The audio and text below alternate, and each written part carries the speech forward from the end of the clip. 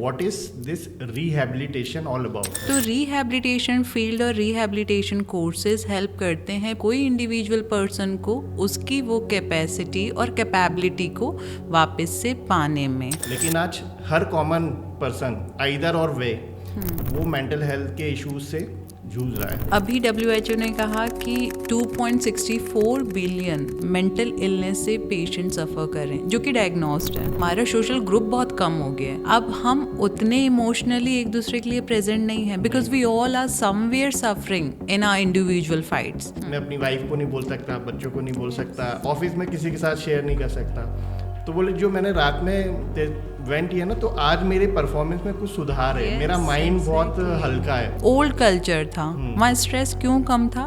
क्योंकि सबके पास टाइम था और हम सुनते थे। जैसे बच्चा हम उसे पढ़ने बाहर भेज देते हैं, पढ़ने के बाद वो जॉब भी बाहर ही करने लेता है। उसने वो अपनी मदर फादर के बीच में जो वो मैरिज बॉन्डिंग थी वो अब देख ही नहीं पाता है। अभी इंडिया में बहुत कॉमन है but in foreigns they are doing counselling before marriage. At present में क्या क्या कोर्सेज ऐसे डिजाइन किए गए हैं रिहैबिलिटेशन प्रोसेस को फैसिलिटेट करने के लिए? जो अमलतास में हम लोगों ने कोर्सेज स्टार्ट किए हैं वो सारे कोर्सेज हैं 12th के बाद वाले। ओके, क्या ऐसे मिथ रिहैबिलिटेशन को लेके आप फेस करते हैं? The very common myth is कि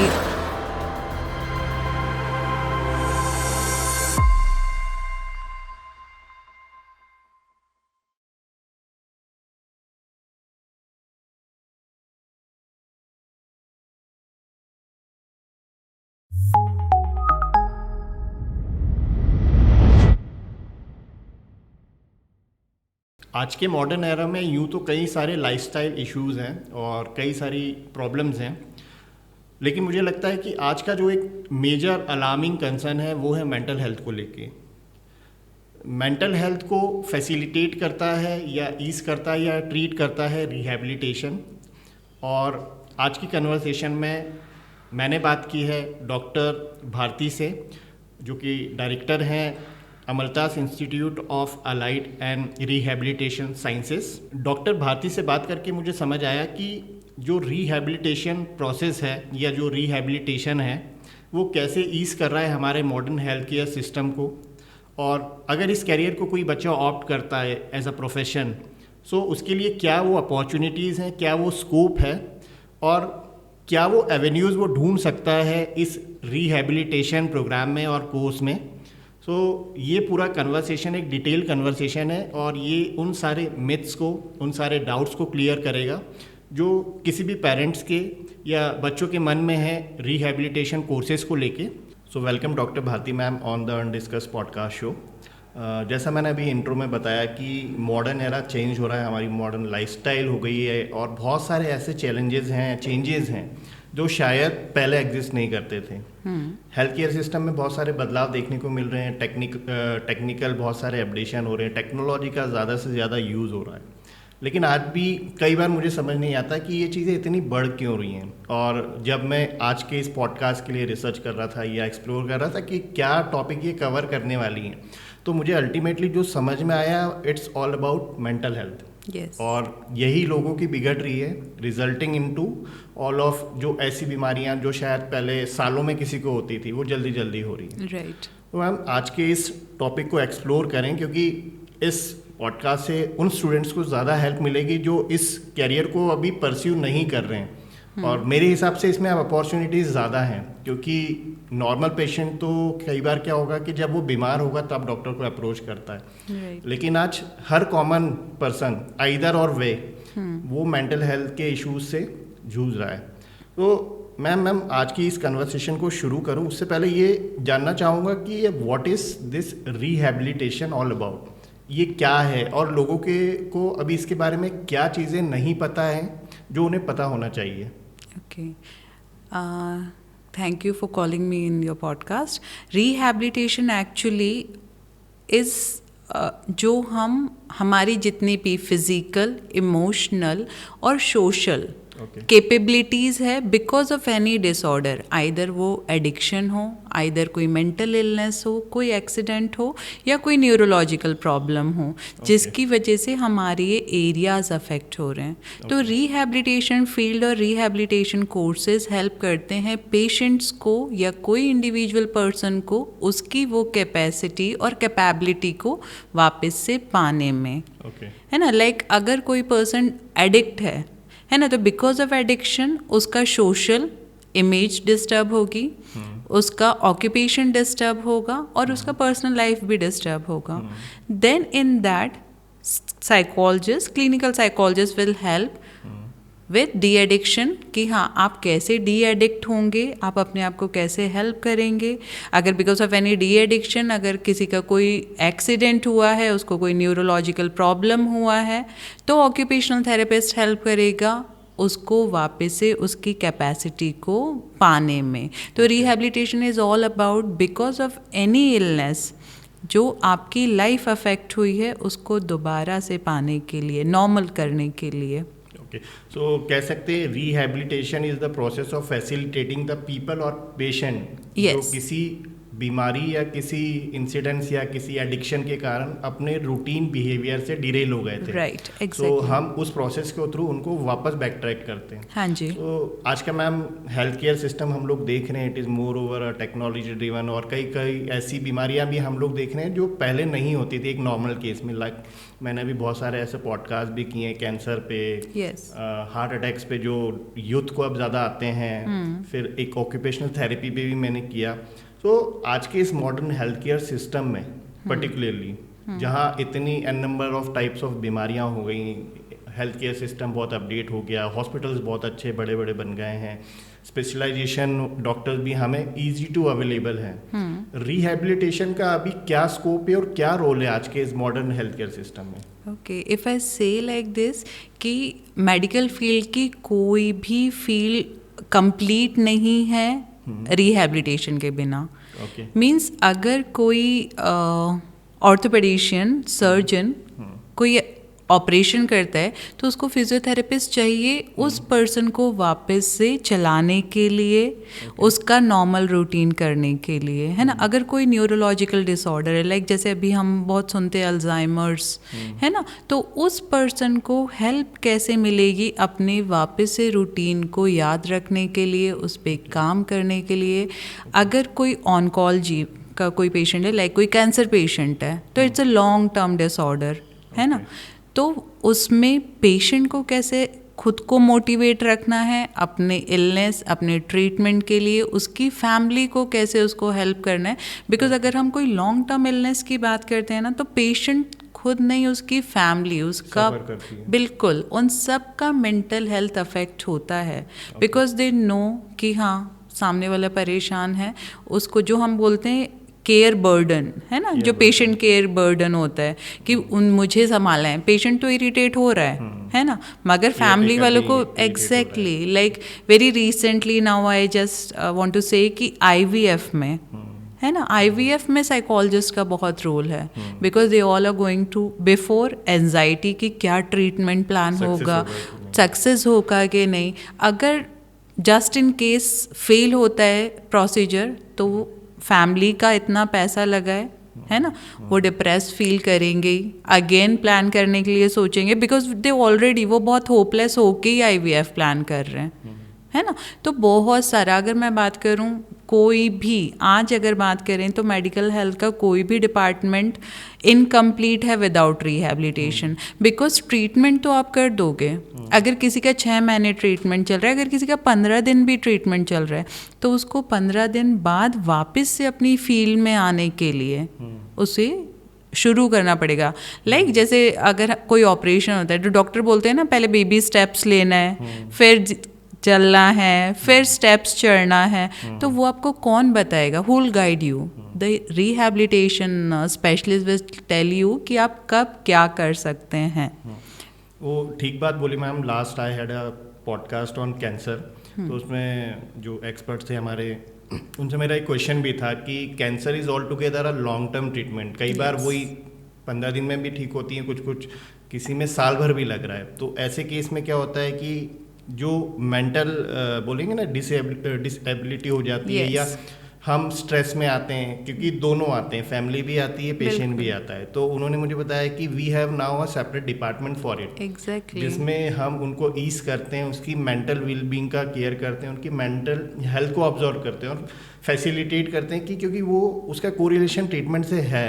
अनलेस एंटिल आपकी मेंटल हेल्थ ठीक नहीं है, आप ट्रीटमेंट्स कितने भी ले लो, वो सक्सेस नहीं होंगे। और same is with IVF also, stress में वो रिजल्ट नहीं मिलेंगे। एग्जैक्टली। तो इसका इंपॉर्टेंट तो दिन पर दिन बढ़ता जा रहा है। जैसे इवन अगर मैं साइकोलॉजी के लिए बोलूं कि psychology not only about the medical health, है ना, हम जिस भी फील्ड में जाएंगे ना, साइकोलॉजी का इम्पोर्टेंस है। अगर हम डे 1 से बात करें, जैसे हम बर्थ जब लेते हैं तो मदर का क्या इमोशन है बेबी के लिए, that affect baby nature, behaviour, वो दुनिया को वैसे ही देखना शुरू करेगा। स्कूल साइकोलॉजी, स्कूल काउंसलर्स अभी बहुत ट्रेंड में और बहुत मतलब मस्ट हैं स्कूल्स में रखना, बिकॉज बच्चे इतना सफ़र कर रहे हैं, है ना।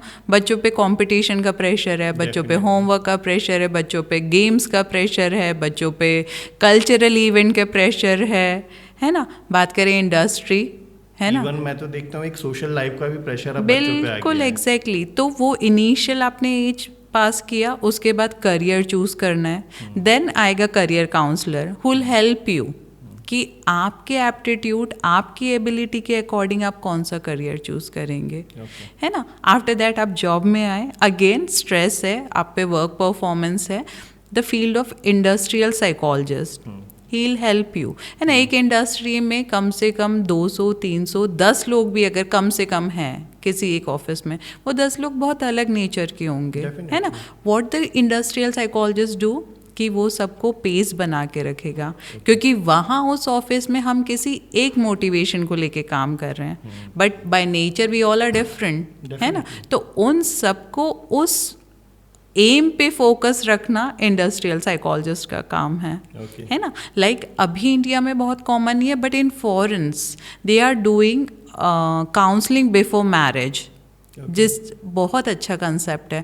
बिकॉज क्या होता है ना, शादी के बाद बहुत सारे प्रॉब्लम्स होते हैं, तो what the marriage counsellor do, वो शादी के पहले बताता है कि आपके क्या रूल्स चेंज होंगे शादी करने के बाद, analysing their habits and behaviour. Yes exactly, है ना। बताते हैं कि आपके फाइनेंसेस क्या होंगे, आपका पार्टनर है उसके लिए आपके इमोशनल ड्यूटीज़ क्या होगी, definitely you will grow your family, तो आपकी रिस्पॉन्सिबिलिटीज़ क्या होगी, आपकी सोशल रिस्पॉन्सिबिलिटीज़ क्या होगी, तो then the marriage counsellors comes, है ना। तो with every age I feel like कि psychology plays a important role to live a healthy और हैप्पी लाइफ।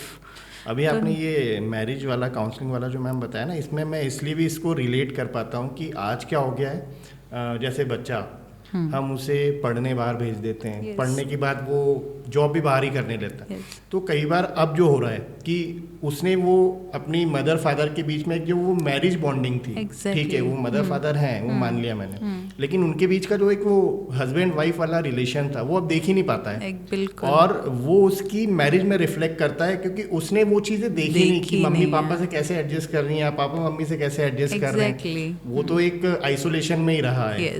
तो इस केस में इसकी आज मेरे हिसाब से ज़्यादा ज़रूरत पड़ेगी, और पढ़ना भी चाहिए, क्योंकि बाद में क्लैशेस हो, उसके पहले हम एक सॉल्यूशंस पे काम कर लें।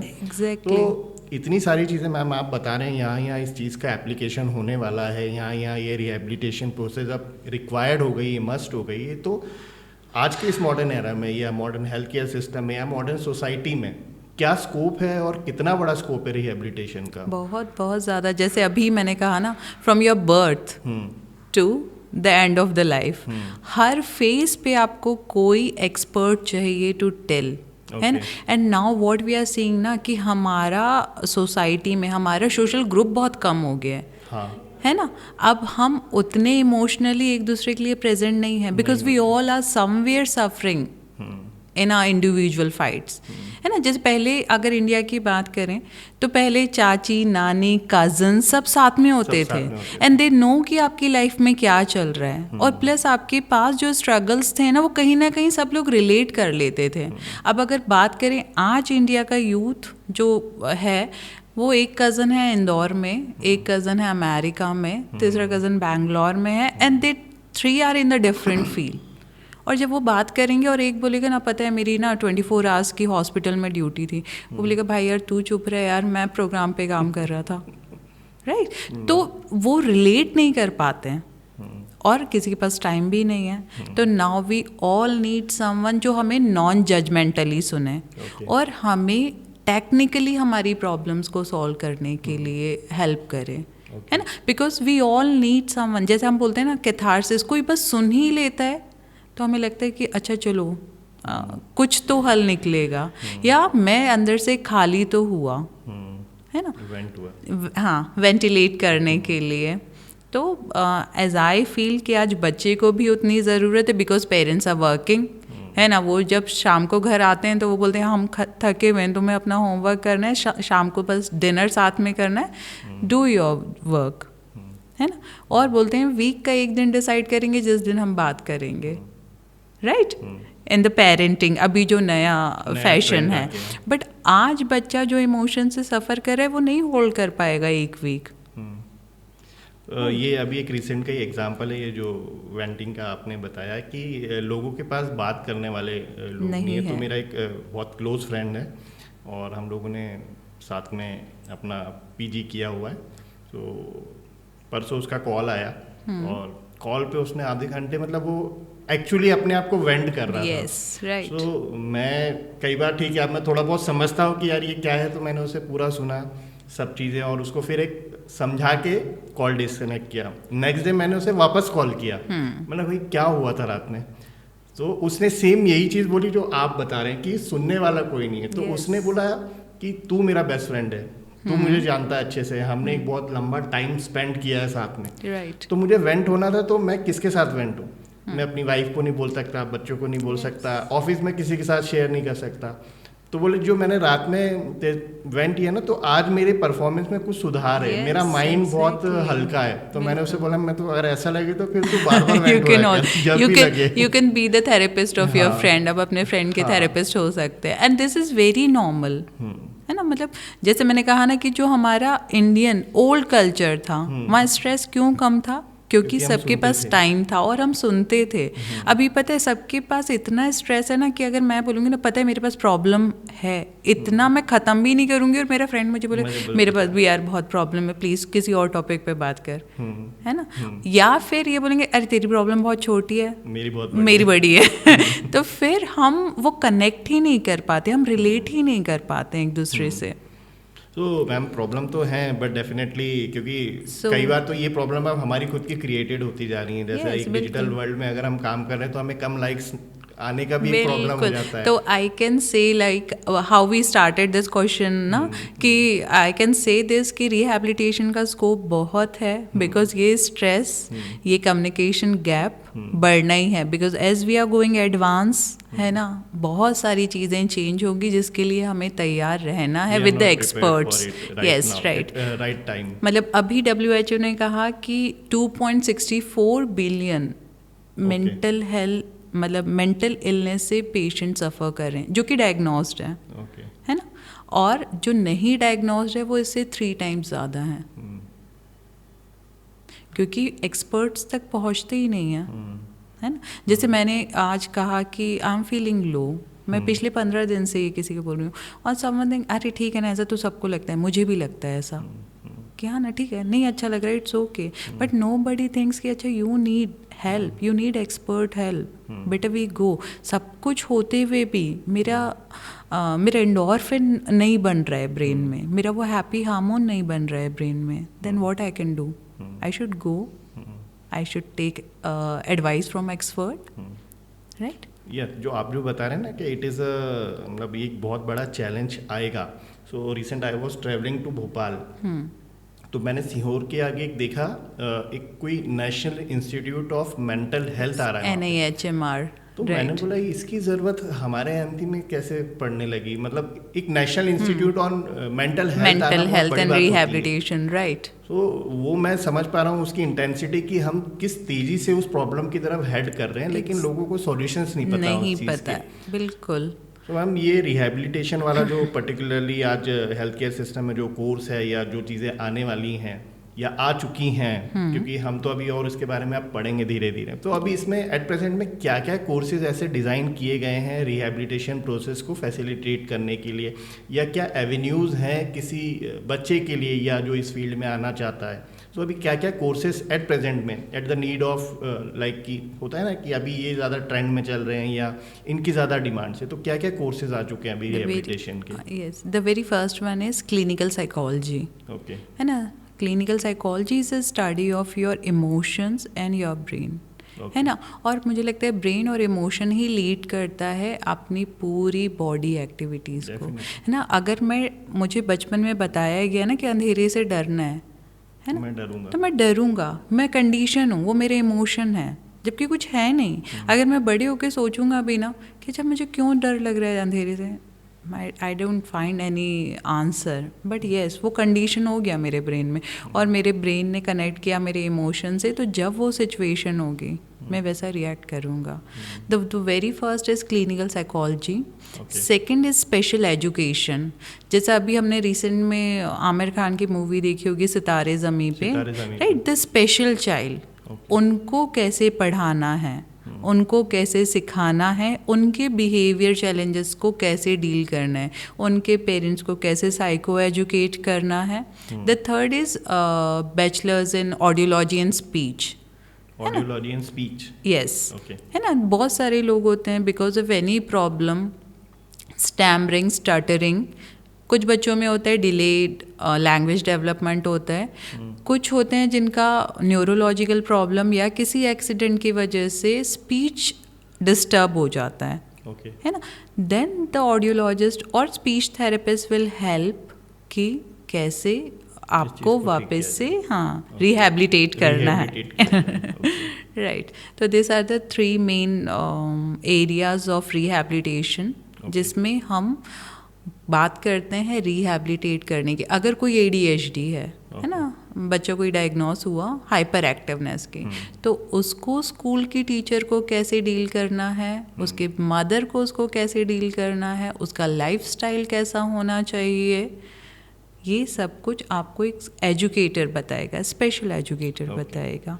बिहेवियरल क्या क्या इशू होंगे वो साइकोलॉजिस्ट बताएगा, और अगर उसके स्पीच में कोई इशू है तो वो स्पीच थेरेपिस्ट बताएगा। तो मैम ये जो सारे कोर्सेज हैं Amaltas institute of allied and rehabilitation sciences में, तो इसकी क्या एलिजिबिलिटी होती है, मतलब ये किस स्टेज पे बच्चे इसको कर सकते हैं, या क्या वो राइट प्रोसेस होता है, क्या ड्यूरेशन होती है कोर्सेज की, सो क्या वो ऑल अबाउट होता है इस कोर्सेज में? जो अमलताज में हम लोगों ने कोर्सेज स्टार्ट किए हैं वो सारे कोर्सेज हैं 12th के बाद वाले, है ना। लाइक BSc क्लिनिकल साइकोलॉजी करना है और BSLP ऑडियोलॉजी एंड स्पीच करना है, उसके लिए आपको PCM और PCB होना चाहिए, है ना। But clinical psychology as it's a subject of humanity, है ना, तो किसी भी स्ट्रीम में 12th चलेगा, है ना। स्पेशल एजुकेशन, स्पेशल एजुकेटर होने के लिए आपका सिर्फ 12th होना चाहिए ना, एनी स्ट्रीम, है ना। उसके बाद के दूसरे कोर्सेज है, लाइक आपका ग्रेजुएशन होगा, फिर आपका मास्टर्स होगा, है ना, और मास्टर्स फॉर्मेट सेम है, यस। इट्स 4 ईयर कोर्सेज, ये सारे 4 ईयर कोर्सेज है बिकॉज ये प्रोफेशनल कोर्सेज हैं, तो इनका ड्यूरेशन 4 इयर्स का है सभी कोर्सेज का। एंड वो they are in bachelor also and masters also, masters को हायर, जैसे हम लोग मेडिकल फील्ड में स्पेशलिस्ट देखते हैं, MDs देखते हैं, बिल्कुल राइट, इसमें भी वो पोटेंशियल वैसे ही होगा, हाँ जी, हाँ। मैम अभी ये जो सारी चीज़ें चल रही हैं, और मैं जिस इंडस्ट्री को मैं भी बिलोंग करता हूँ, तो हमारी इंडस्ट्री में ये कई बार देखा गया है कि थ्योरेटिकल तो बहुत कुछ पढ़ाया जा रहा है, लेकिन उसका एक प्रैक्टिकल अप्रोच या प्रैक्टिकल ड्रिवन सॉल्यूशंस नहीं होते हैं जब बच्चा कोई पढ़ रहा होता है। अब आप बात कर रहे हैं रिहैबिलिटेशन की, तो मैं भी ये समझ पा रहा हूँ कि it is more over a practical driven approach. ठीक है, आप पढ़ेंगे तो सही, लेकिन उसका प्रैक्टिकल जब तक बोलेंगे उसको अप्लाइड नहीं होगा, वो एक कॉन्फिडेंस या वो एक फ्रूटफुलनेस हम नहीं निकाल पाते हैं। तो आपका इंस्टीट्यूट अमलताज कैसे इस चीज़ों को आगे बढ़ा रहा है कि इसमें एक जो प्रैक्टिकलिटी वाला जो क्वेश्चन है कि भाई इतना तो प्रैक्टिकलिटी होनी ही चाहिए, Yes, तो आप हाँ. उस चीज़ को कैसे अंडरटेक कर रहे हैं, या it is a rather a theoretical subject या कोर्स? ना इट्स अ प्योर प्रैक्टिकल और क्लिनिकल सब्जेक्ट Okay. है ना. बट अमलतास यूनिवर्सिटी में ना सारे कॉलेजेस हैं, मेडिकल कॉलेज है, होम्योपैथी कॉलेज है, आयुर्वेदा है. We are running a special school with 100 more than 100 children. Okay. हमारा साइकेट्री डिपार्टमेंट है, हमारा डी एडिक्शन सेंटर है, हमारा न्यूरोलॉजिकल डिपार्टमेंट है, हमारा ऑनकोलॉजी डिपार्टमेंट है, Okay. एंड हमारा आईवीएफ सेंटर है, हमारा ईएनटी डिपार्टमेंट है. तो जिस जिस डिपार्टमेंट में बच्चों को क्लिनिकल एक्सपोजर चाहिए, we have that all departments. और ये हमने इवन उनके स्टडी में सिलेबस में प्लान किया है कि हम उनको इंटीग्रेट किया हुआ है कि हम उनको पोस्टिंग्स देंगे रेगुलरली. बिकॉज जो हमने आज किताब में पढ़ा है ना, वो मुझे अगर मैंने साइन सिम्टम्स पढ़े हैं डिप्रेशन के, कि अच्छा डिप्रेशन में मन उदास होता है, तो ये मैंने पढ़ लिया. मगर कोई मुझे आके बताएगा ना, क्योंकि हर किसी का वे ऑफ एक्सप्रेशन अलग होता है, हर किसी का बताने का तरीका अलग होता है ना. तो we are having a good number of patients in Amaltas, जिससे बच्चों को सीखने में आसानी होगी. And we are having luckily all the department जहाँ बच्चों को अच्छा एक्सपोजर मिलेगा. सो ये क्या है कि वो रियल वर्ल्ड चैलेंजेस या इमरजेंसीज जो क्राइसिस होती हैं, Yes. वो बच्चा पढ़ाई के साथ साथ उसको भी एक्सपीरियंस कर पा रहा है, बिल्कुल. और उनके सॉल्यूशंस पे काम कर रहा है. राइट. सो ये जो चीज़ें जो दोनों होती हैं कि भाई एक तो हम थ्योरेटिकल चीज़ें पढ़ रहे हैं, एक आपने बताया चूँकि मल्टीपल डिपार्टमेंट्स हैं, हॉस्पिटल्स भी हैं, आईवीएफ भी हैं. Yeah. तो ये जो रियल वर्ल्ड में बच्चा काम करने जाता है, तो उसका क्या एक्सपीरियंस होता है या उसका क्या फीडबैक होता है कि how it is facilitating his education और हर एजुकेशन? आपके पास बच्चों के फीडबैक्स रहते होंगे. Yes of course. देखो पता है मतलब बहुत सारे जो मेरे स्टूडेंट्स हैं हॉस्पिटल में ही उनकी पोस्टिंग हो रही है, and some of them they did very nice, तो हम लोगों ने उनको यहीं जॉब ऑफर किया. है ना. और जब आप रोज़ पेशेंट देख रहे हो ना इन योर स्टडी टाइम, तो जब आप जॉब में जाओगे यू नो स्टडी टाइम में आपके पास बेस्ट ऑप्शन क्या होता है ना, if you did any mistake, if you are learning, you have an experts to ask. Right. तो आप परफेक्ट हो जाओगे, बिकॉज आप पढ़ रहे हो, आप पेशेंट देख रहे हो, आप उनसे डायरेक्ट डील कर रहे हो. तो नाउ यू नो कि हाँ मुझे यहाँ से निकल के आप दूसरे बच्चों से 4 कदम आगे हो, because you did everything in your posting, you studied, you seen patients, है ना. तो बाकी बच्चे जैसा अभी मैं देख रही हूँ, आई वॉन्ट टू से कि अभी इंडिया में सिर्फ 22 यूनिवर्सिटीज़ हैं जो रिहैबिलिटेशन के कोर्सेज रन कर रही है. ऑल ओवर इंडिया सिर्फ 22 यूनिवर्सिटीज़ है. यस. और उससे 10 टाइम्स ज़्यादा डिमांड है. है ना. और जो कुछ कॉलेजेस कर रहे हैं, मतलब इंडिविजुअल कॉलेजेस जो कोर्स रन कर रहे हैं, वो उनके पास प्रैक्टिकल एक्सपोजर नहीं है. तो अगर कोई बच्चा सिर्फ बुक में कॉग्निटिव बिहेवियर थेरेपी पढ़ के आएगा, है ना, तो उसको वो अप्लाई करने में डिफ़िकल्टी होगी अपने क्लिनिक में बैठ के. उसके पास क्योंकि ऐसा ऑब्जर्वेशन नहीं है. मगर जिस बच्चे ने 4 साल पेशेंट देखा है ना, उसके लिए अच्छा पता होगा, बिकॉज उसने इन 4 सालों में इतने पेशेंट्स देखे हैं, इतने वैरायटी ऑफ पेशेंट्स मैं बोल सकती हूँ कि इतने डिफरेंट प्रॉब्लम्स के साथ पेशेंट देखे हैं, तो उसको लगे अच्छा ठीक है ना, it's very normal, I can handle my patients better than others.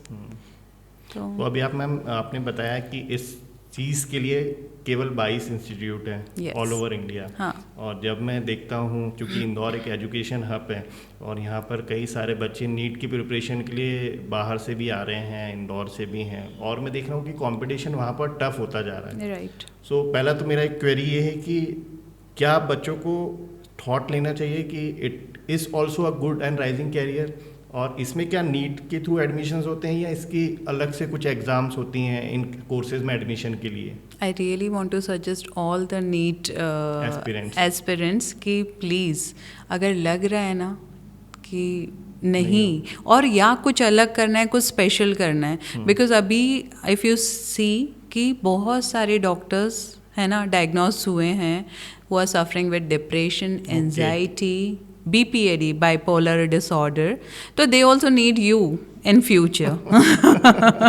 Starting में ही और Yes, है ना, तो be that expert जहाँ डॉक्टर्स को आपकी ज़रूरत हो, है ना. और plus it's about the feed to your soul, है ना. अगर आप किसी को खुशी देते हो ना, तो आपको लगता है यस यार, I completed my day nicely, right.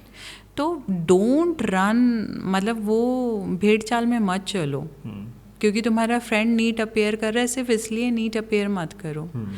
तुम अपनी लाइफ से क्या चाहते हो वो समझो, and just live for your dream.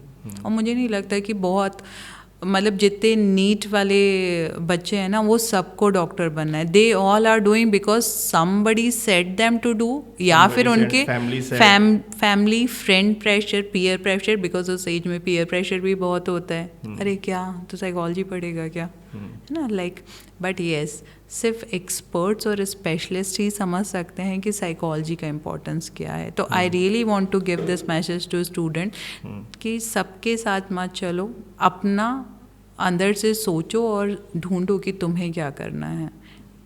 हाँ डेफिनेटली, क्योंकि मैम मैं भी जो देखता हूँ ना कि एक कंपटीशन चली है, लोगों का प्रेशर है, फैमिली का प्रेशर है, सोसाइटी का प्रेशर है, जबकि वो बच्चे से तो कभी पूछा ही नहीं जा रहा है कि तुम्हें क्या करना है. और मैं देखता हूँ कि मैं बहुत से इंस्टीट्यूट में भी गया, मैंने देखा कि क्योंकि जब एक कोई बच्चा पढ़ता है इंटरेस्ट से, तो वो उसके फेस पे दिखता है कि यार वो मज़े लेके पढ़ रहा है. जैसे हमने भी पढ़ाई की अपनी फील्ड में और हम आगे बढ़े, लेकिन आज कहीं ना कहीं वो दिखता है कि बच्चा स्ट्रेस में है, बच्चा तनाव में पढ़ रहा है. और नीट जैसी टफ एग्ज़ाम जिसकी भाई सीट्स ही इतनी लिमिटेड है कि कैसे कोई इतने लाखों में बच्चे उन चीज़ को क्वालिफाई कर पाएंगे. और जो ऑल टुगेदर एक अलग जर्नी है, फिर वो एक लंबी जर्नी है. तो उसके लिए क्या वो बच्चा रेडी है कि नहीं. तो मेरे हिसाब से भी अब ऐसे जो कोर्सेज हैं जो राइजिंग हैं, अब जैसे यार रिहेबिलिटेशन है, इसकी इन फ्यूचर बहुत डिमांड है. और मैं तो कह रहा हूँ कि भाई आप जिस फील्ड में जाने वाले हो, वहाँ तो जब कोई बीमार होगा तब आएगा. यहाँ तो इवन कॉमन मैन को भी इस चीज़ की ज़रूरत है. मतलब आप बीमार ना हो इसलिए आपको तो ये प्रिवेंटिव क्यों हो रहा है. Yes right. हाँ, क्योंकि इसमें बहुत सारी चीज़ें अब देखने में मिल रही हैं मेंटल हेल्थ को लेके, बहुत सारे इश्यूज दिख रहे हैं. राइट मैम, आज एक टेक्नोलॉजी का एरा चल रहा है और हम मतलब शायद मैं ये बोलूँ तो 90% टेक्नोलॉजी से ही घिरे हुए हैं. अब ये जो रिहेबिलिटेशन प्रोसेस है, इसका टेक्नोलॉजी से कितना क्या इंटीग्रेशन है, या इस फील्ड में टेक्नोलॉजी का कुछ इम्पोर्टेंस है? बहुत इम्पोर्टेंस है, बिकॉज जैसा हमने बताया कि अभी टाइम बहुत कम है, सब है ना. अगर मुझे कोई एक्सपर्ट ऐसा लग रहा है कि मुझे निम्हांस, जो इंडिया का बेस्ट इंस्टीट्यूट है mental health and rehabilitation, निम्हांस Bangalore, है ना, मुझे वहाँ के डॉक्टर को कंसल्ट करना है या मुझे वहाँ के थेरेपिस्ट से काउंसलिंग लेनी है, तो now we are doing online counselling. 24/7 suicide prevention वाली जो हेल्पलाइंस चल रही है ना. अभी जो सारे स्टेट गवर्नमेंट ने स्टार्ट किए है, जब एग्ज़ाम्स होती है और रिजल्ट आता है ना, टू हेल्प द स्टूडेंट्स, है ना, फॉर द काउंसलिंग, है ना, कि they are going through with anxiety, depression, pressure. क्योंकि हम उस टाइम पे बहुत सुसाइड स्टोरीज या न्यूज़ेस सुनते हैं, है ना. तो ये जो टेक्निकल चीज़ें आई हैं, है ना, जो कि बहुत हेल्प कर भी रही है. ऑनलाइन काउंसलिंग तो इट्स लाइक कि हाँ मैं बेंगलोर में हूँ या मैं इंदौर में भी अगर जैसे मेरे बहुत सारे पेशेंट्स हैं, वो लाइक भंवरकुआ तरफ रहते हैं, मेरा क्लिनिक इधर है ना. समटाइम दे आर सेइंग कि मैम प्लीज़ ऑनलाइन सेशन ले लो, इट्स ईजी. उससे क्या होगा ना, गैप नहीं होता है ना, continue sessions, yes right, continue sessions चलते हैं. तो टेक्नोलॉजी का बहुत रोल है and everyone is doing this very nicely. सब अच्छे से कर भी रहे हैं, अडॉप्ट भी कर रहे हैं उसको. Okay, so we are into tech. तो मैं भी समझ पा रहा हूँ कि एक तरफ एक टेक्नोलॉजी है जो कहीं ना कहीं लोगों की मेंटल इलनेस का कारण बनती जा रही है, मेंटल हेल्थ ख़राब कर रही है. वहीं एक ये टेक्नोलॉजी का यूज़ है कि उसको यूज़ करते हुए जो भी एक एक्सपर्ट है they can get it corrected और वो हील कर रहे हैं. एग्जैक्टली. और वेयर इज जो ट्रेडिशनल मीडियम्स हैं, चाहे हमारे हेल्थ केयर सिस्टम में बोलें कि अगर आपको टेस्ट कराना है तो आपको बट ऑब्वियस फिजिकली जाना पड़ेगा, आपको मेडिकल ट्रीटमेंट लेना है, ठीक है. दो आ गई है, टेली काउंसलिंग और ऑनलाइन मेडिकेशन होता है, बट वो इतना नहीं दिया जा सकता है. उसके लिए एक फिजिकल हमें मिलना ही पड़ता है डॉक्टर के पास जाके. वेयर इज रिहेबिलिटेशन में ये टेक्नोलॉजी अपॉर्चुनिटी देती है कि आप इंदौर में बैठ के मुंबई, बैंगलोर, चेन्नई, Right, वहाँ के अब भी अपने पेशेंट को experts केटर को, कर हाँ। सकते हैं। अब जो मॉडर्न लाइफस्टाइल है उसका रिहैबिलिटेशन में क्या इम्पैक्ट है या क्या इम्पोर्टेंस है? से फॉर मैं अभी पेशेंट नहीं हूँ, yes, but how can I identify कि भाई मुझे रिहैबिलिटेशन की ज़रूरत है? right. सो कैसे वो कोई एक नॉर्मल या कॉमन मैन उस चीज़ को आइडेंटिफाई करेगा?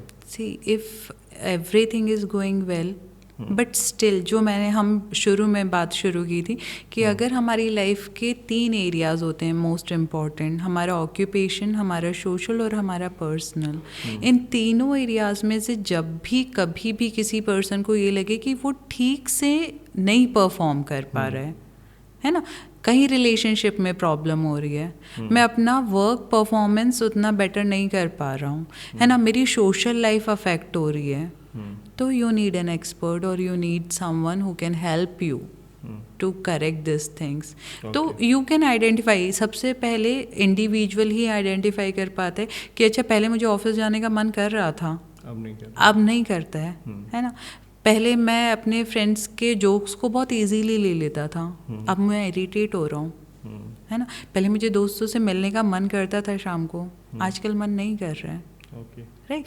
तो you are finding the change, हम सब अपने अंदर वो चेंज फाइंड करते हैं, बट द थिंग इज कि हम दूसरों से जब सुनते हैं ना, अरे ये कोई चेंज नहीं है, तो हम नेग्लेक्ट करते हैं, हम सप्रेस करते हैं उस थॉट को, हम सप्रेस करते हैं हमारा ब्रेन और हमारे इमोशन के इंडिकेशन को। जैसे बोलते हैं ना कि अगर हम सफ़र कर रहे हैं, हमारी बॉडी सफ़र कर रही है, तो वो इंडिकेट करेगी आपको, है ना, अगर बॉडी किसी इन्फ्लामेशन से सफ़र कर रही है तो फीवर आके बताएगा बिल्कुल कि कुछ अंदर गड़बड़ है ना। इमोशंस भी बाहर आके बताएंगे आपके बिहेवियर में कि कुछ अंदर गड़बड़ है, बट वी आर सप्रेसिंग, अरे छोड़ो ना, है ना, 3 दिन ऑफिस जाने का मन नहीं किया, चौथे दिन नहीं किया, 15 दिन आप पुश कर रहे हो, 15 डे पे तो लगेगा अब तो मुझे बेड से उठना ही नहीं है, क्योंकि मन ही नहीं कर रहा, मेरा दिमाग उतना एक्टिव ही नहीं है। Like many celebrities they accepted about their depression, है ना। अगर हम बात करते हैं ना, किसी फ्रेंड ने किसी को बोला कि यार मुझे अच्छा नहीं लग रहा, क्या कमी है यार भाई तेरे पास, सब कुछ तो है, इतना अच्छा जॉब है, फैमिली में सब कुछ अच्छा चल रहा है, इतनी बढ़िया कार चला रहा है तू, क्या कमी है, राइट। तो it's not about that physical thing, it's about your emotions, it's about how you feel about that all things, है ना। तो हमारा मन हमें बताता है, तो हमको उसको नेग्लेक्ट नहीं करना। मैम ये आप जो प्रॉब्लम्स बता रहे हैं, लेकिन आज के टाइम में इसको एक्सेप्ट नहीं करते लोग, क्योंकि इस बारे में इतनी अवेयरनेस नहीं है कि यार भाई मेंटल इलनेस भी कुछ होती है या हो रही है मुझे, तो वो लोग मानने को तैयार नहीं होते हैं। सो आपने कुछ सिम्टम्स बताया कि ये चीज़ें जब हो रही हैं, सो इसका क्या है वो रूट कॉज आज की सोसाइटी में या आज के हमारी लाइफस्टाइल में या आज के हमारे लिविंग हैबिट्स में हमने चेंज कर लिया जिसके कारण ये हो रहा है? तो क्या वो, क्योंकि आप बहुत सारे पेशेंट से डील करते हैं, आपके पास बहुत सारी स्टोरीज आती होंगी, तो आप क्या समझ पा रहे हैं कि क्यों हो रहा है ये सब, ये इतना ड्रास्टिक चेंज क्यों आ गया लोगों की मेंटल वेलबींग में, या क्यों लोग इतना परेशान हो रहे हैं आज के वर्ल्ड में? Yes, see as we are seeing ना, India is a developing country, है ना। तो अगर हम हमसे पहले वाली जनरेशन की बात करें, उनकी थॉट प्रोसेस, उनका बिलीफ सिस्टम अलग है। अभी हम अगर अपने जनरेशन की बात करें, हमारा बिलीफ सिस्टम, हमारा थॉट प्रोसेस अलग है। हमसे बाद वाली जनरेशन की बात करें, उनका बिलीफ सिस्टम, उनका थॉट प्रोसेस बहुत अलग है, और वो जो गैप है एक दूसरे को अंडरस्टैंड करने का, है ना। अभी के बच्चों को, जैसा मैं देखती हूँ, मेरे बहुत सारे बच्चे हैं स्कूल गोइंग, उनके लिए रात को 9 बजे बाहर रहना it's very normal, very normal, मगर उनकी मदर्स ये चीज़ नहीं एक्सेप्ट कर पाती हैं, है ना। तो वो मम्मी और बेटी के बीच का जो कम्युनिकेशन गैप है, वो मेंटल इलनेस को बढ़ा रहा है, मम्मी की भी स्ट्रेस बढ़ा रहा है और बच्चे का भी स्ट्रेस बढ़ा रहा है। तो एज वी आर डेवलपिंग, है ना, हम जो चेंजेस आ रहे हैं, आपके बच्चे, मतलब अगर हम बात करें बिकॉज ऑफ सोशल मीडिया, हम सिर्फ इंदौर में ही नहीं हैं, हम यूके में देख रहे हैं क्या हो रहा है, हम कोरिया में देख रहे हैं क्या हो रहा है ना, हम यूएस में देख रहे हैं क्या हो रहा है, and we are trying to adopt that, है ना, हम उसको अडॉप्ट करने के लिए भाग रहे हैं कि अच्छा वो लाइफ कैसे जी रहे हैं, मगर उनकी लाइफ का स्ट्रगल या दूसरे रिस्पॉन्सिबिलिटीज़ क्या हैं हम वो नहीं देख रहे हैं। जैसे हमारे यहाँ की new generation, they all are feeling कि वहाँ यूके यूएस में तो 18 में सब लोग बहुत इंडिपेंडेंट हो जाते हैं, है ना, पेरेंट्स उन्हें कुछ नहीं बोलते हैं करने के लिए, they are choosing their own world, they are choosing their career, their, but they are not thinking और they are not understanding this कि वो 18 से अपनी फाइनेंशियल रिस्पॉन्सिबिलिटीज़ ले लेते हैं, ये नहीं बताता कोई, ये नहीं बताता कोई।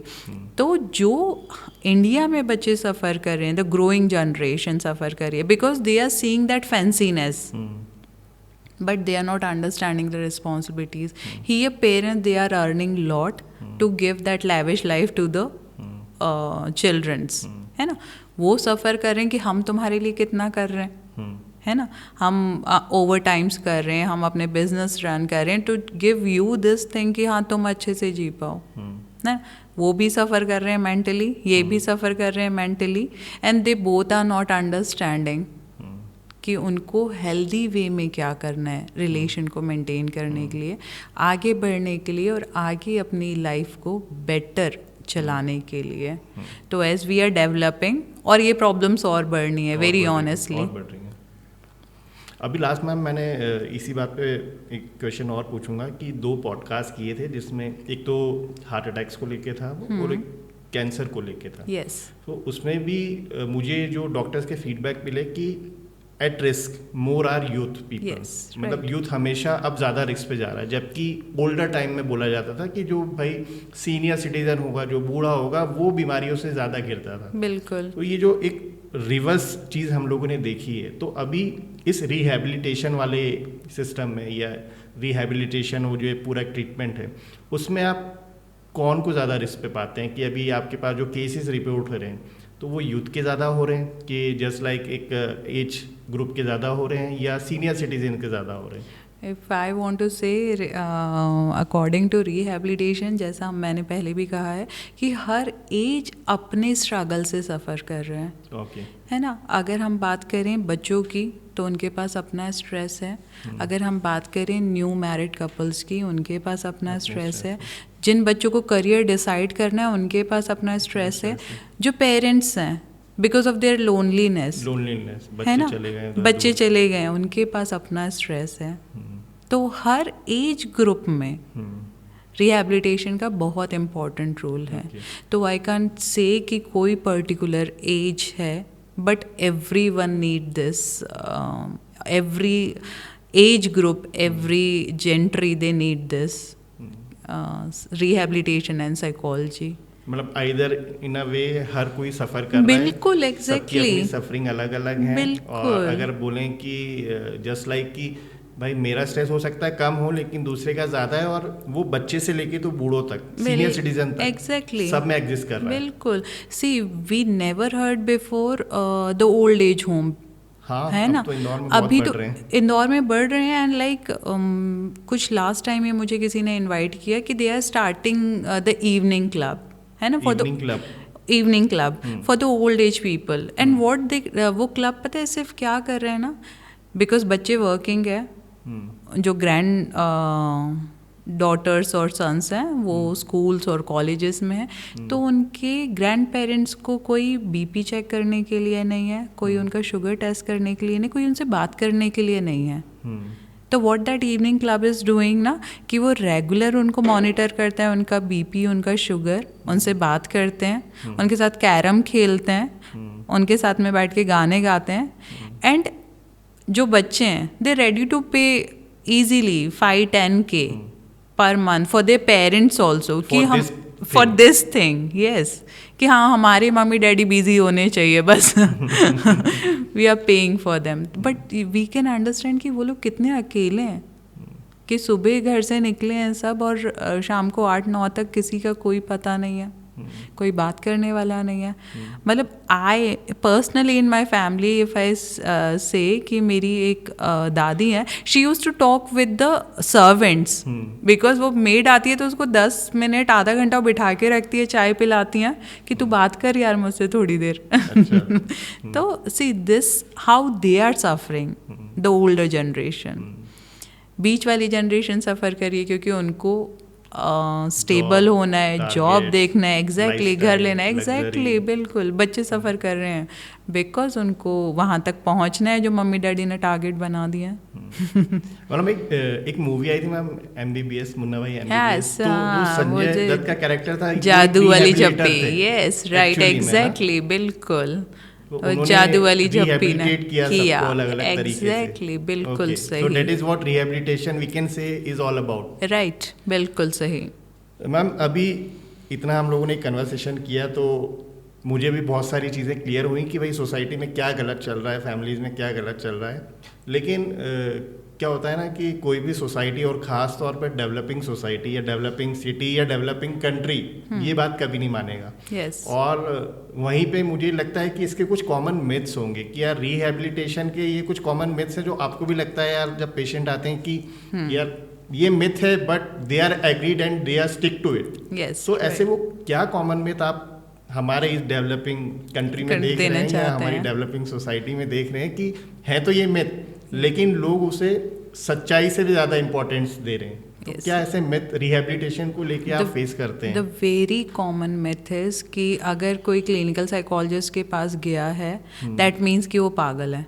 अच्छा. मतलब यू वोंट बिलीव कि मेरे पास मेरी यूनिवर्सिटी के स्टूडेंट्स दूसरे ब्रांच के या दूसरे सब्जेक्ट्स के बच्चे आते हैं एंड दे यूज टू से मी कि मैम आप प्लीज़ बताना मत कि मैं आपके पास आई थी. बिकॉज दे फील, अदरवाइज मेरे क्लासमेट्स मुझे बोलेंगे कि पागल है क्या तू.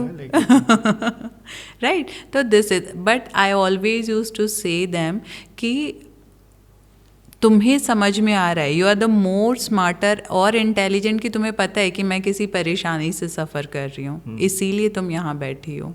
दे आर स्टिल डिनाइंग, है ना. जो दोस्त बाहर हैं वो अभी भी डिनाई कर रहे हैं. तो the most common myth is कि सिर्फ पागल जो है वो ही साइकोलॉजिस्ट के पास जाता है ना. इसीलिए अभी भी वो अवेयरनेस, मतलब ये जो स्टिग्मा है ना, इससे अभी भी लोग नहीं बाहर आए हैं और इसीलिए वो उस एक्सपर्ट के पास हेल्प लेने नहीं पहुंच रहे बिकॉज दे ऑल अफ्रेड कि अरे ऐसा नहीं आ जाए.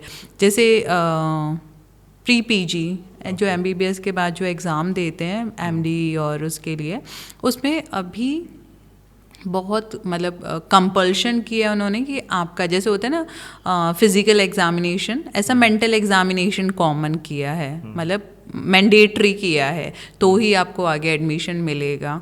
तो चिल्ड्रन यूज टू कम, मतलब स्टूडेंट्स आते हैं बोलते हैं मैम प्लीज़ ना आप उसको नॉर्मल लिखिएगा. है ना, प्लीज़ मेरे को एंजाइटी हो रही है मगर आप प्लीज़ पेपर में मत लिखिएगा इसको, नहीं तो मेरा एडमिशन का प्रॉब्लम होगा. Because people start staging this people कि अच्छा तुझसे तो इतना नहीं हैंडल हुआ, है ना. Like I don't want to say that celebrity name who suffered with depression and schizophrenia and committed suicide. है ना. तो बाकी सब ने क्या कहा, लाइक सुशांत सिंह का जो था कि उसे इतना हैंडल नहीं हुआ. हाँ, बहुत लोगों के कमेंट्स थे ये. यस, है ना.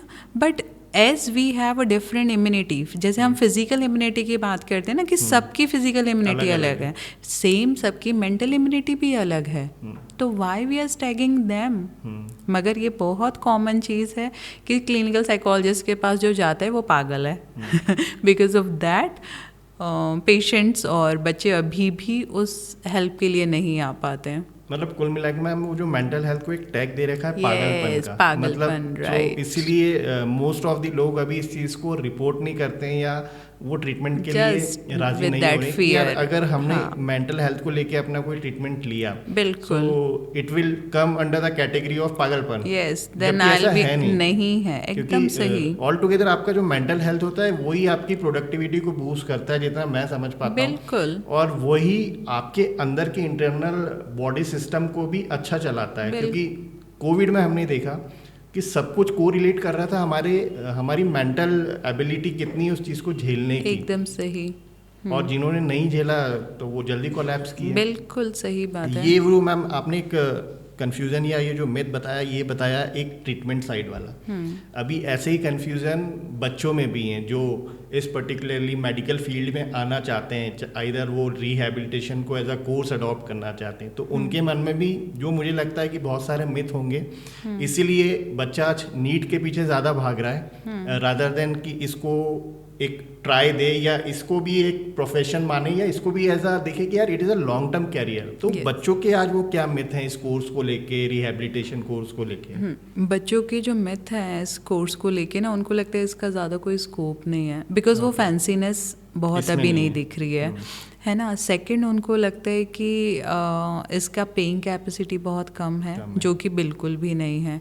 आई वांट टू से कि starting salary of any clinical psychologist is 40 to 50 and it can go to 1 or 2 or 3, जितना आपका कैपेबिलिटी है, जितना आप एक्सपीरियंस है, जितनी आपकी एक्सपर्टीज है ना। पेरेंट्स को लगता है कि it's a subject of humanity, है ना, मतलब ये क्लीन, यस, है ना, तो उनको लगता है यस कि इसमें क्या ही करोगे, क्या ही कमाओगे, कुछ भी तो नहीं है। एंड अभी भी जो पेरेंट्स का इमेज है ना एक सोशल वर्कर के लिए या कोई ह्यूमैनिटी सब्जेक्ट के लिए, कि वो खादी वाला कुर्ता वो एक टिपिकल सा बैग, है ना, लाइक दैट, उनको लगता है उसमें कुछ फेम और कुछ पैसा नहीं है, कुछ करियर नहीं है। But I want to say कि ऐसे बिल्कुल भी नहीं है, ऐसा बिल्कुल भी नहीं है ना। इंडस्ट्रियल साइकोलॉजिस्ट का पैकेज ही स्टार्ट होता है 70-80,000 से पर मंथ, है ना।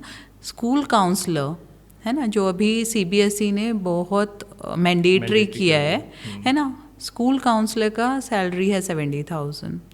If you are running your clinic, है ना, तो 3,000 पर सेशन एक क्लिनिकल साइकोलॉजिस्ट चार्ज करता है, जो कि 45 मिनट्स का होता है सिर्फ, है ना। तो अगर आप 3,000 45 मिनट का चार्ज कर रहे हो, आपने 5 पेशेंट देखे एक दिन में, done for today, and it will grow. Yes, online also, बिल्कुल, एंड इट विल ग्रो, है ना। You can start your own NGO, है ना। हम देख रहे हैं कि जितने भी बहुत अच्छे बिग शॉट्स फाइनेंशियली स्टेबल लोग हैं, how they started with social work, है ना, वो मेंटल पीस देता है। यस, एग्जैक्टली, है ना। तो यहाँ से दौड़ने के बाद आपको जो लास्ट में चाहिए वो हम शुरू में ही दे रहे हैं विद द गुड अर्निंग, है ना, with the same thing. Clinical और जो ह्यूमैनिटी का मिक्स है रिहैबिलिटेशन, है ना। आप दोनों चीज़ें कर रहे हो, आप क्लिनिकल साइड भी हो और आप ह्यूमैनिटी की साइड भी हो, जो कि बहुत ज़रूरी है आज के टाइम में, है ना।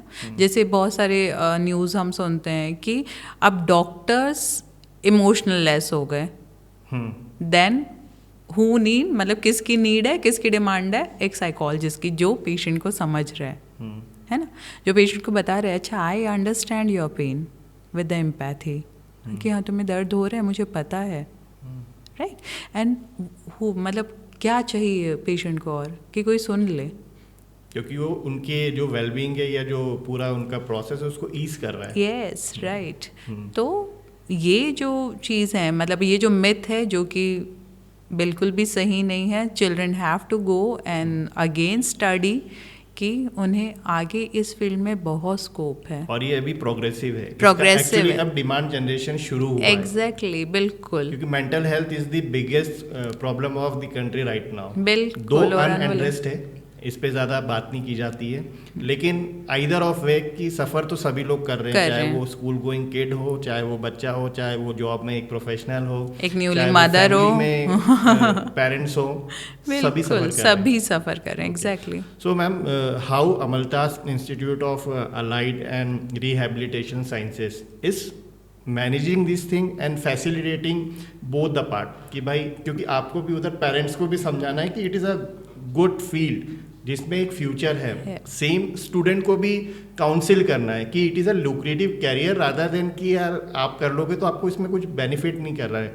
तो कैसे अमलतास इंस्टीट्यूट इन दोनों चीज़ों को फैसिलिटेट कर रहा है क्या वो रिसोर्सफुलनेस वो अमलतास रखता है, या क्या वो प्रोसेसेस आपने डिज़ाइन किए, क्या वो इंफ्रास्ट्रक्चर आप लेके आए हैं कि बच्चों को लगे कि नहीं, it is a good career and it is a futuristic long term career. See, we are just started doing the awareness lecture in schools. Okay. है ना, बिकॉज अभी बच्चों को पता ही नहीं है. बच्चों के पास वो 4 ही ऑप्शन है, इंजीनियरिंग कर लो, नीट दे लो, है ना, या फिर सीए कर लो. They don't know about any other thing, है ना. तो we are giving this awareness to students in schools, है ना. बाय दैट दे अंडरस्टैंड कि और भी फील्ड्स हैं, है ना, जो वो चूज़ कर सकते हैं और जिसमें उनका बेटर करियर हो सकता है. And we are inviting even school student to come for the visit of a special school जहाँ हमारे पास स्पेशल बच्चे हैं, है ना, जस्ट एज अ वॉलेंट्री. आओ बच्चों के साथ टाइम स्पेंड करो. तो जब आप रहते हो ना, आओ मेंटल पेशेंट्स के साथ टाइम स्पेंड करो, जो जिनको नीड है, आओ उनसे बात करो, है ना. जो स्पेशल बच्चे हैं उनके पेरेंट्स से बात करो, उनकी मदर्स से बात करो. Then you feel connected, you feel कि अच्छा हाँ यार, ये इतना बुरा नहीं है जितना बाहर से सब लोग दिखा रहे हैं. ये फील. तो we are offering this internship और we are offering even the volunteerness to the school student, college students. Okay. और इसमें एजुकेशन का बैकग्राउंड 10+2 होना चाहिए. यस, हाँ जी. और स्ट्रीम का ऐसा कुछ इसमें रहता है कि बायोलॉजी वाला स्ट्रीम से होना चाहिए, जस्ट लाइक मेडिकल में एक वो रिस्ट्रिक्शन. ऐसा भी नहीं है. Even a commerce student can do it. Yes, ऐसा कोई कंपल्शन नहीं है कि if you are from commerce background you can't do it. बस आपके पास ह्यूमैनिटी वाली फीलिंग्स होनी चाहिए, you can do this course. So मतलब मैं बोलूँगा कि everyone who feels human inside, yes, he और she is happy with in, तो इस कोर्स को वो अडॉप्ट कर सकती है. बिल्कुल. या कर सकता है फ्यूचर अपना करियर के लिए. राइट. मैम, हम इस कन्वर्सेशन को एंड करने के पहले मैं हर पॉडकास्ट में लेता हूँ एक मैसेज रहता है, बट वो जनरली तो मेरे हिसाब से स्टूडेंट के लिए ही होना चाहिए था, लेकिन आज की जो प्रॉब्लम देख रहा हूँ ये, और ख़ास तौर पर जब मैंने इस कन्वर्सेशन से रिहेबिलिटेशन को जाना, तो मेरे लिए अब ये ज़रूरी होता है कि वो मैसेज दोनों के लिए हो. एक तो जनरल ऑडियंस के लिए हो, जो क्योंकि वो सफ़र बाय लार्ज है, लेकिन उन्हें पता नहीं है, क्योंकि हमारे एक टैग मेंटल हेल्थ को लेके पागलपन से दिया गया है. दूसरा वो स्टूडेंट्स जो सफ़र कर रहे हैं नीट क्लियर करने में, या जिनके पास अभी वो गाइडेंस नहीं है कि it is a good career और ये बाय लास्ट सोसाइटी को बहुत इफेक्ट करने वाला है. और हम एक वो जो डेवलपिंग वाली फेज़ में है, डेवलपिंग के साथ मुझे जो लगता है कि वो एक प्रॉपर हैप्पी फेज़ होना चाहिए. एक हमें हैप्पी कंट्री रादर बनना चाहिए रादर देन डेवलपिंग, क्योंकि हम जब हैप्पी होंगे तो डेवलप अपने आप हो जाएंगे. बिल्कुल. तो क्या वो आपके 2 मैसेज होंगे हमारी दोनों ऑडियंस के लिए, कि एक तो जो लोग हैं जिनका लाइफस्टाइल बिगड़ रहा है या जो मेंटल ट्रॉमा में है, जो मेंटल हेल्थ से सफ़र कर रहे हैं, दूसरा उन बच्चों के लिए जो बन सकते हैं हीलर, इन लोगों के लिए क्या वो आपके 2 अलग अलग मैसेज होंगे? Okay, for generally I want to give a message to everyone. हम पता है बहुत सारी फिजिकल चीज़ों के पीछे भाग रहे हैं just to get that happiness, but we have to understand कि happiness है ना. तो हमको rather than achieving the physical thing ना, हमको अपने आप को और हमारे जूनियर्स और हमारे सीनियर्स लाइक हमारे बच्चों और हमारे पेरेंट्स को और खुद को प्रैक्टिस करना है खुश रहने की, है ना. खुश रहने के लिए माइंडफुल होना ज़रूरी है. हम जब जहाँ जैसे हैं ना उसको फील करें. ओके. बस मतलब enjoy the moment, enjoy the moment, remain in the present. Yes, right, है ना. And just teach to be happy. I want to give message to all parents कि अपने बच्चों को खुश रहना सिखाएं. बाकी सब तो वो कर लेंगे. अगर सब कुछ अचीव किया और मतलब अगर कुछ ऐसा हुआ कि वो इन्जॉय नहीं कर पाए, ऑडी में घूम रहे हैं बट वो अंदर से लो फील कर रहे हैं, व्हाट विल गिव. मगर अगर साइकिल चला रहे हैं ना, मज़ा आ रहा है, दैट्स इट. हम यही देना चाहते हैं एक्चुअली बच्चों को, है ना. मगर हम उसको एडिट कर रहे हैं, हम उसको मॉडिफाई कर रहे हैं कि नहीं, खुशी साइकिल में नहीं है, सोसाइटी के हिसाब से. यस, सोसाइटी के हिसाब से. Like if I want to say कि हम सबको याद होगा हमारा वो फर्स्ट साइकिल चलाना, हम सबको याद होगा हमारा फर्स्ट एक्टिवा या बाइक चलाना, और वो खुशी भी याद होगी. आज हम सब कार चला रहे हैं बट वो खुशी नहीं है जो वो फर्स्ट टाइम फर्स्ट साइकिल और फर्स्ट स्कूटी चलाने में आई थी.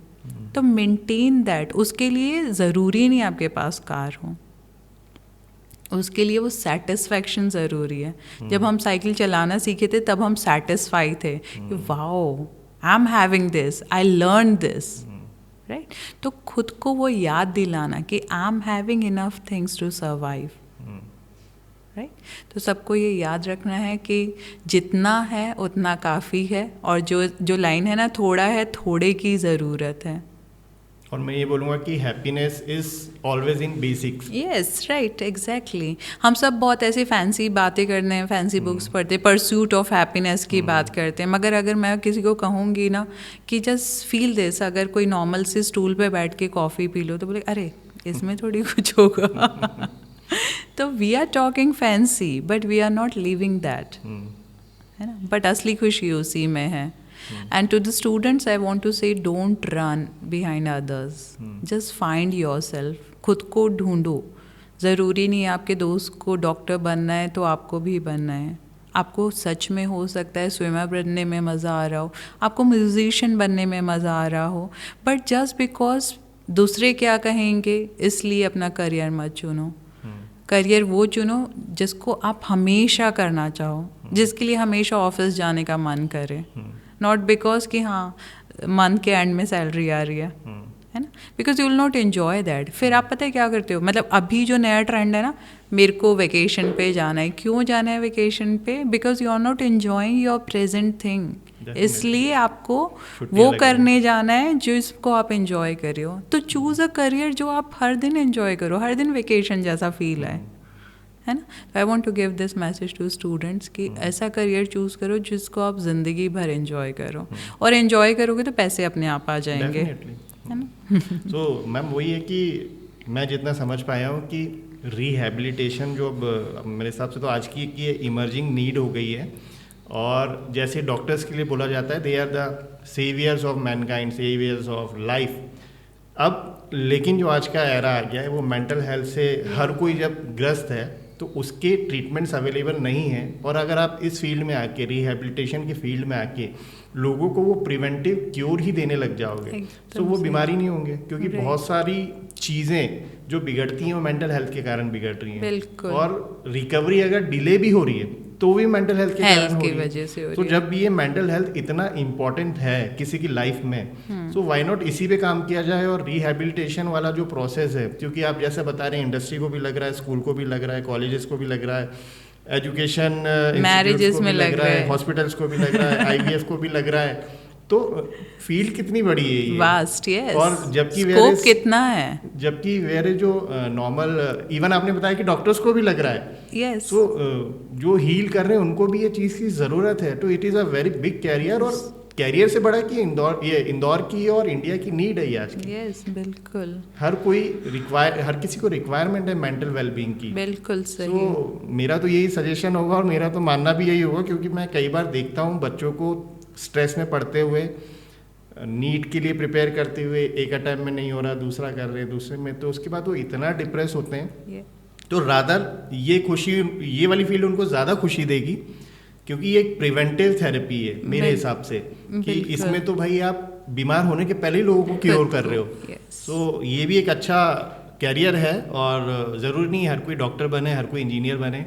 हर किसी की लाइफ को अगर मानते हैं आप कि भगवान ने आपको इस दुनिया में भेजा है तो एक पर्पस के साथ भेजा है। अब आपको वो पर्पस आइडेंटिफाई करना है कि what is the best purpose for my life, और मैं कैसे कंट्रीब्यूट कर सकता हूँ अपनी फैमिली को, अपनी सोसाइटी को, अपनी सिटी को, अपनी कंट्री को। तो वो किसी के पीछे या किसी को फॉलो करके नहीं आएगी, वो आएगी विद इन। अगर आप मानते हैं कि यार मैं बना हूँ म्यूज़िक के लिए, तो आप म्यूज़िक को फॉलो करिए। मैं बना हूँ हेल्थ के लिए, तो आप हेल्थ में जाइए। हेल्थ में भी बहुत सारे ऑप्शंस हैं। आपको लगता है कि नहीं यार मुझे साइंटिस्ट बनना है, मुझे इंजीनियर बनना है, अगर आपको लगता है तो बने, rather than by the pressure of society, family बोल रही है। क्योंकि मैं ऐसे बहुत सारे केसेस देखता हूँ कि भाई पापा ने बोला था तो मैंने यही कर लिया। और मैं उनको हमेशा सबको अपनी स्टोरी बताता हूँ कि मैं बहुत वो लकी फील करता हूँ, और लकी मैं हूँ कि मेरे पापा ने मुझे कभी नहीं बोला कि तुझे ये बनना है। मैं करता चला गया, मैं बनता चला गया, और आज अगर आप देखते हैं तो मैं अनसक्सेसफुल तो नहीं हूँ ना। I enjoy my work, I am happy in what I am doing. Yes, यही सक्सेस है। हमको पता है सक्सेस होने की डेफिनेशन भी बदलनी होगी, है ना. How we are counting the success, कि आपके पास कितना फिजिकल चीज़ है, आपके पास घर, आपके पास गाड़ियाँ कितनी हैं, but I want to change this definition कि आप मज़े में कितने हो, मजे में आप सेटिस्फाई कितने हो, आपको ऑफिस जाने का कितना मन कर रहा है, आपके पास दोस्त कितने हैं, है ना. आप जब शाम को बैठ रहे हो घर पे, आप कितना रिलीफ फील कर रहे हो, आप कितना रिलैक्स फील कर रहे हो, वो सक्सेस है. डेफिनेटली. राइट. सो अगर रिहैबिलिटेशन से जुड़ी आपकी और कोई कन्फ्यूजन्स हैं, आपको और कोई इन्फॉर्मेशन है, तो आप डॉक्टर भारती मैम से कंसल्ट कर सकते हैं Amaltas institute of allied and rehabilitation sciences में. और मेरे हिसाब से तो ये एक आने वाली बहुत इमर्जिंग फील्ड लगती है, क्योंकि हम लोग जिस हिसाब से 360 चीज़ों को ऑब्जर्व करते हैं, बहुत सारी इन्फॉर्मेशन से हम लोग कनेक्टेड रहते हैं, बहुत सारा हम लोग ऑब्जर्व करते हैं जब सोसाइटी में, अपने इकोसिस्टम में, अपनी कंट्री में, अपनी सिटी में, कि मेंटल हेल्थ एक बहुत कंसर्न है, एक राइजिंग चैलेंज है. तो बट ऑब्वियस इसको एड्रेस करना चाहिए, और अगर इस फील्ड में सॉल्यूशन की गुंजाइश है पे हमको दिख रही हैं थ्रू रिहैबिलिटेशन, तो डेफिनेटली आपको एक प्रोफेशनल बनना चाहिए. क्योंकि आप ये मान के चलिए, आप किसी व्यक्ति को या किसी सोसाइटी को या किसी सिटी को बीमार होने से पहले ही रोक देंगे उस चीज़ से. So ma'am, it was a amazing session और कन्वर्सेशन, और मुझे मेरे काम की यही एक अच्छी चीज़ लगती है कि हर बार मैं जब किसी नए पर्सन से मिलता हूँ या नए लोगों से ऐसा कोई पॉडकास्ट होता है, तो मुझे मेरी लाइफ में बहुत सारी वैल्यू एडेड हो जाती हैं, और जिसके थ्रू मैं जितना मिलता हूँ लोगों से, मैं उनको शेयर भी करता हूँ. Yes. कि मैंने आज डॉक्टर भारती मैम से ये सीखा, ये सुना, ये समझा, ये जाना.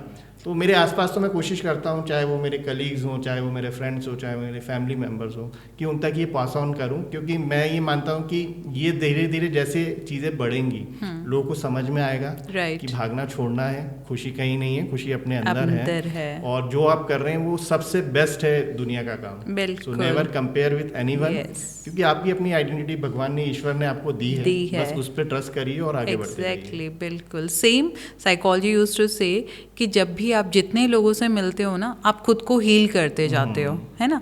बिकॉज आज आप किसी एक परेशानी में अंदर या किसी द्वंद से हो, है ना, कोई दूसरा आया, आपने उसको, माइट भी वो सेम प्रॉब्लम लेके आया, आपने उसको तो समझा दिया, same time you make your self understood this कि अरे देखना सॉल्यूशन कितना आसान था, है ना, मैं यूं ही परेशान था इस चीज़ से. तो सेम विद द साइकोलॉजी कि हम जितने लोगों से मिलते हैं, हम जितने लोगों को ट्रीट करते हैं, same time we are treating our self, जो कि बहुत अच्छी चीज़ है. Self healing. Yes. Okay. So thank you once again ma'am for you too joining on this undiscussed podcast show. Thank you so much for calling me.